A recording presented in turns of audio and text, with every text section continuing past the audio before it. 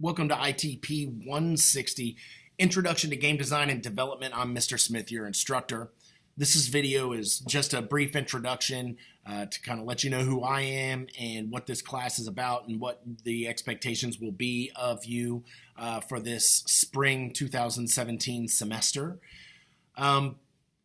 Your syllabus is posted online in Blackboard now, so you can go ahead and take a look at that and read through it. And also your first couple of assignments have been posted. This week I'm going to want you to send in a letter of introduction to me, and it's basically going to tell me about your academic goals and your personal goals, what you hope to get out of this course. And the second aspect of it is I'd like you to kind of tell me about the computer that you're using at home, because this is, of course, an online course and you'll be using your own hardware to complete the course. So I need to know if we're going to have problems with that so that we can try and troubleshoot, because we will be using Unity 3D, which is a premier game engine, and it's also one that you can get free, but you do need to have the specs on your computer to be able to run it. Generally, my students don't have trouble with this, but occasionally they do, so we need to start thinking about that if you maybe have a dated computer at home that doesn't really have the power to do game design. So that's that letter of introduction. And then I'm also going to have you this week turn in to me a document responding to an extra credits video on Extra Credits is a channel on YouTube that does really good content on game design. And one of the things I'll try to do in this semester is introduce you to tools that are out there to help you learn how to do this job. And Extra Credits is a great resource, and hopefully I will show you some other resources that you'll be able to refer to in a future as a video game designer, whether it be entrepreneurially or going to work for a game design company.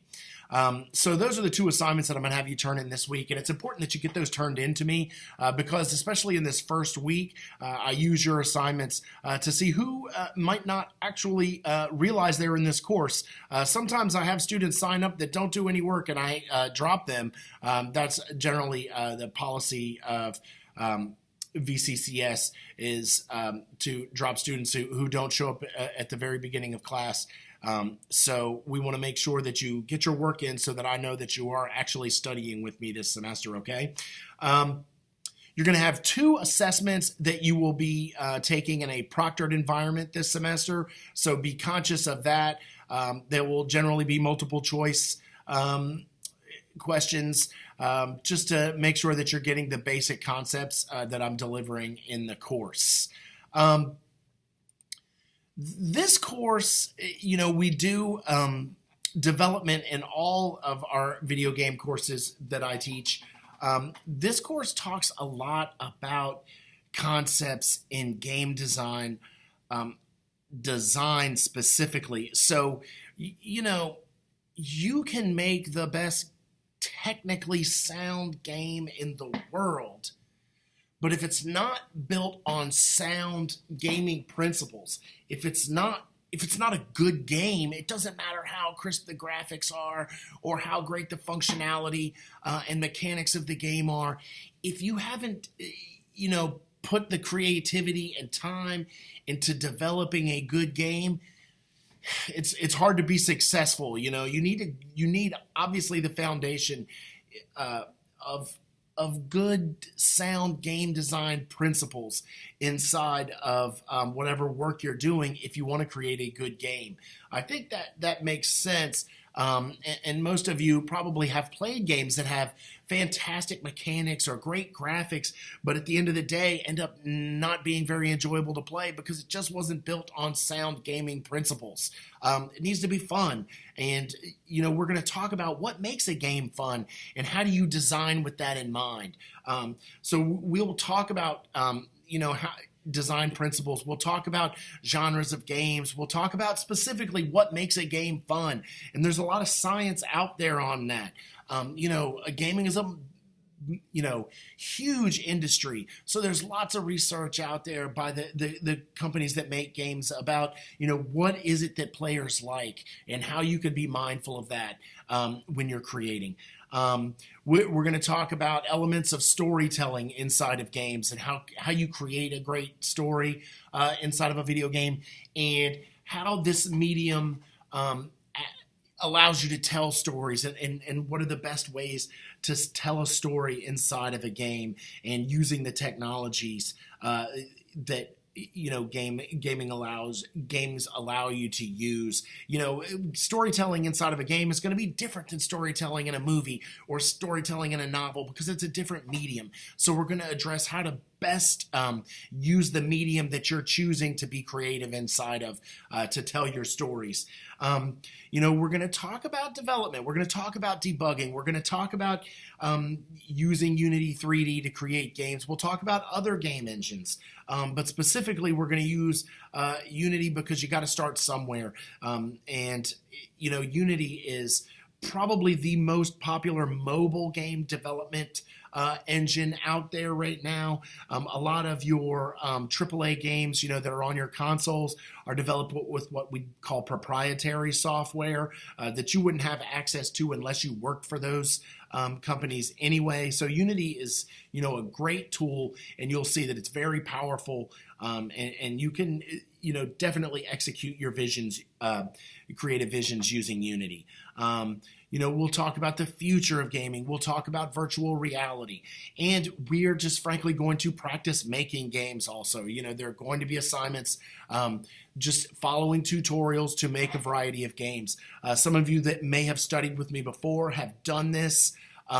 Use some of the tutorials. We'll be doing different ones, and you'll see that if you've taken my other course, it's focused more around development and helping you learn to develop, whereas this course is going to as much focus on game design principles and what it means to create a fun game as the actual mechanics of development.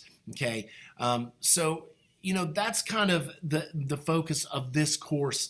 We'll also, an important assignment that we will do this year, or rather this semester, is you're going to follow a tutorial and create a basic game based on a tutorial, and then we're going to talk about revising that game and making it better.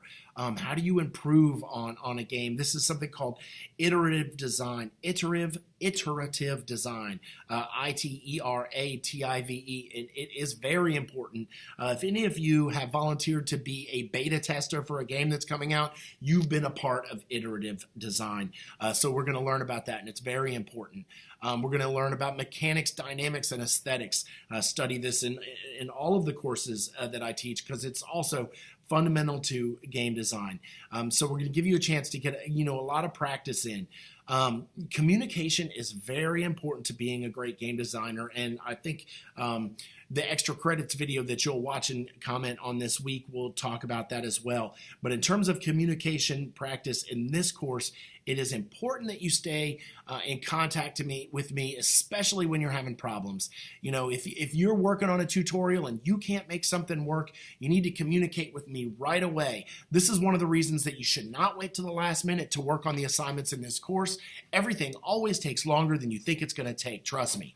Okay. So when you start having trouble, take screenshots. Send me images and explain to me the problems that you're having so that we can work through this stuff. A lot of times, if you're having a big problem, you'll need to go ahead and just collect all the files of your game that you're working on and send them to me so that I can open it up on my computer and try and help you debug. Okay.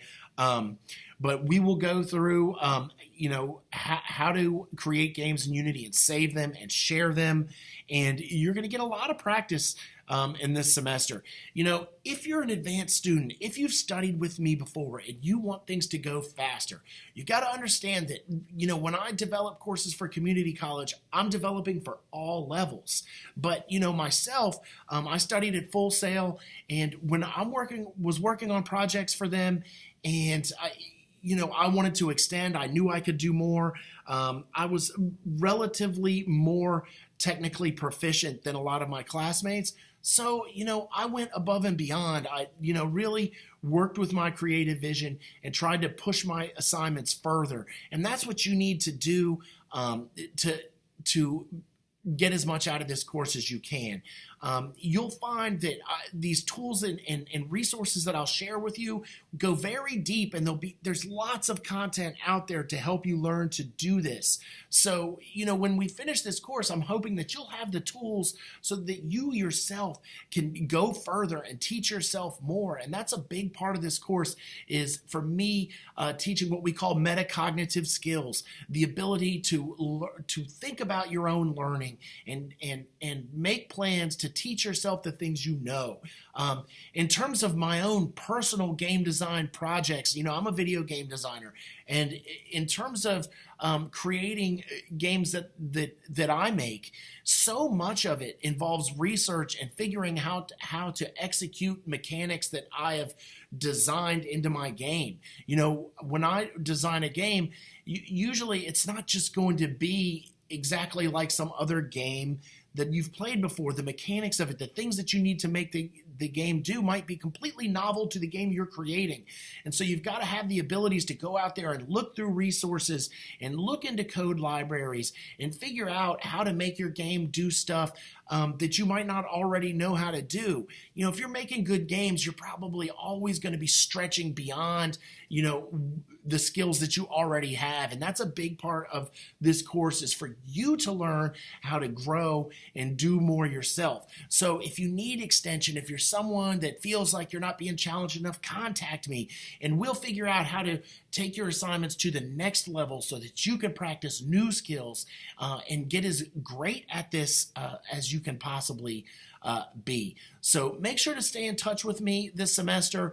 Generally what I will do is weekly, I will post new assignments, and I will tend to send a little email reminder out to there to tell you that if you click on the assignments tab in the sidebar in Blackboard, that there'll be a new assignment posted for you.